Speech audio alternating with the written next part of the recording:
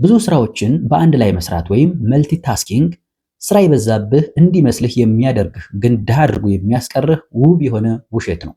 በምትኩ የጊዜ ክፍፍሎችን ተጠቀም። ለአንድ ነገር 1 ሰዓት ስጥና ሙሉ ትኩረትህን አድርግ። ይህንን ለማድረግ እንዲረዳህ የሚከተሉትን የሰዓት ክፍፍሎች ተጠቀም። ጠዋት ከ2 ሰዓት እስከ 3 ሰዓት ኢሜሎችና አስቸኳይ ስራዎችህን ቼክ አድርግና ኢሜልህን ዝጋ። ጠዋት ከ3 ሰዓት እስከ 6 ሰዓት ጥልቅ ስራ ወይም ዲፕ ወርክ በጣም አስፈላጊ ስራህን ያለምንም ረብሻ ስልክህን ሳይለንት አድርገህ ትሰራለህ። ከ6 ሰዓት እስከ 7 ሰዓት ምሳና እረፍት አድርግ። ከ7 ሰዓት እስከ 11 ሰዓት ስብሰባዎች፣ የስልክ ጥሪዎችና የጋራ ስራዎችን ጨርስ። ከ11 እስከ 12 ሰዓት ስፖርትና እንቅስቃሴ። አካልህ ተሽከርካሪ ነው፣ ከተበላሸ ሁሉም ነገር ይቆማል። ምሽት ከ12 ሰዓት እስከ 1 ሰዓት የቤተሰብ ጊዜ፣ ግንኙነትም አስፈላጊ ነው። ምሽት ከ1 ሰዓት እስከ 3 ሰዓት የመማሪያ ጊዜህ፣ ይህ የተቀደሰ ጊዜና የወደፊት ህይወትህን የምትገነባበት ነው።